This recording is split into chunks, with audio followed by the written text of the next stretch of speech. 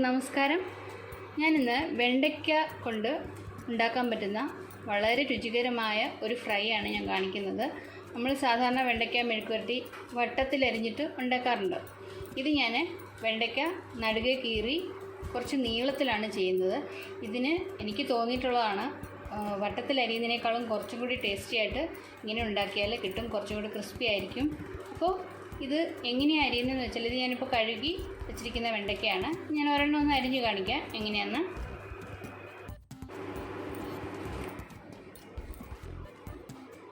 വെണ്ടയ്ക്കയുടെ നടുകെ ഇങ്ങനെ കീറിയതിന് ശേഷം ഇത്ര നീളത്തിൽ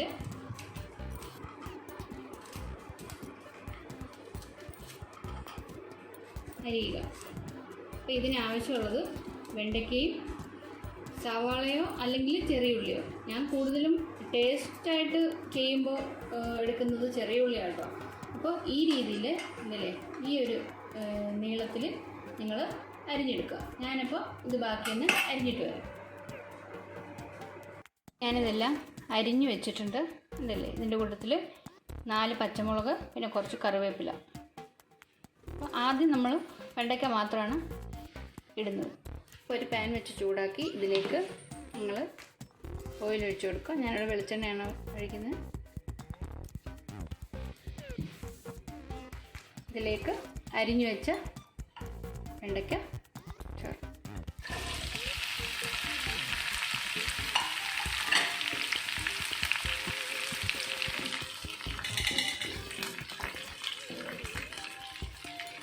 മഞ്ഞൾപ്പൊടി ചേർക്കുക. ആവശ്യത്തിനുള്ള ഉപ്പും ചേർത്ത് കൊടുക്കുക.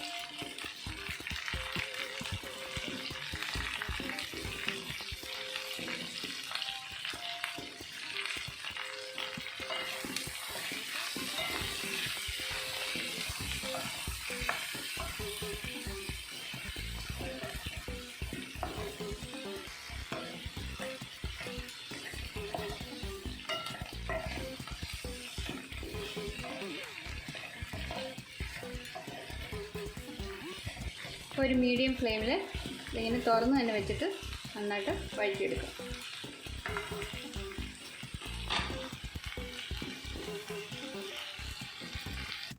ഇടയ്ക്കിടയ്ക്കൊന്ന് ഇളക്കി കൊടുക്കണം.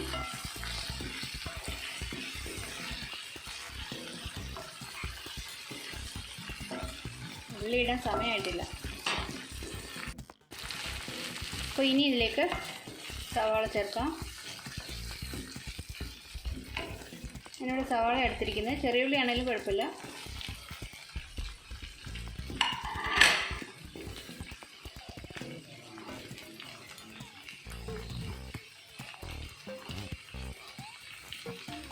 ഉപ്പ് ആവശ്യമുണ്ടെങ്കിൽ മാത്രം ഒരല്പം ചേർത്ത് കൊടുക്കാം.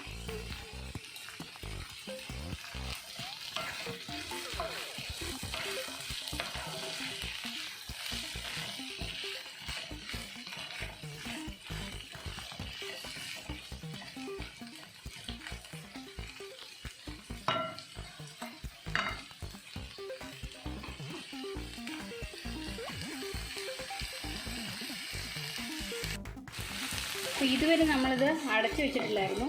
അപ്പോൾ ഇനിയാണെങ്കിൽ ഒരു 2 മിനിറ്റ് നിന്ന് തീ കുറച്ച് വെച്ചിട്ട് അടച്ചു വെക്കണം. ഉള്ളി മാത്രം ഒന്ന് വെന്താൽ മതി.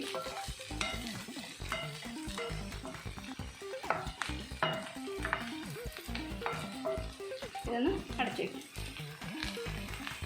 അപ്പോൾ ഇതൊന്ന് തുറന്ന് നോക്കാം.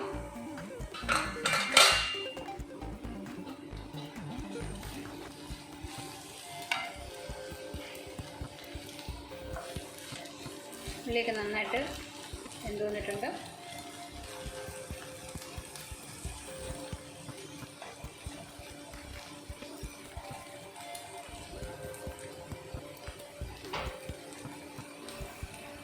അപ്പോൾ ഇനി ഇതിലേക്ക് ലാസ്റ്റായിട്ടുള്ള ഒരു ഇൻഗ്രീഡിയൻ്റ് കൂടി ചേർക്കാൻ പോവാണ്. അപ്പോൾ കുറച്ച് സ്പൈസിയാണിത്.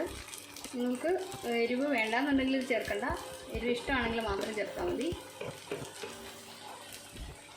അല്പം മുളക് പൊടി.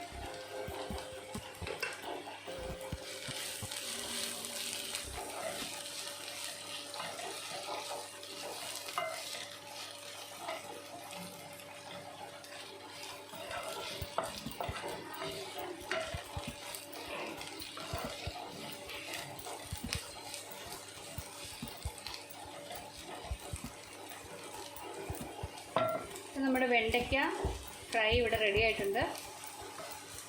അപ്പോൾ ഈ രീതിയിൽ നിങ്ങൾ ഒന്ന് തയ്യാറാക്കി നോക്കൂ. നല്ല ടേസ്റ്റാണ് ഇതിന്. കഴിക്കാത്തവർ പോലും ചിലപ്പോൾ കഴിക്കും. അപ്പോൾ ഇങ്ങനെയൊന്ന് തയ്യാറാക്കി കൊടുക്കുക. അപ്പോൾ ഈ വീഡിയോ ഇഷ്ടമായെന്ന് കരുതുന്നു. പുതിയൊരു വീഡിയോയുമായിട്ട് വീണ്ടും കാണാം. അപ്പോൾ ഇത് ഏകദേശം ആയിക്കഴിഞ്ഞു.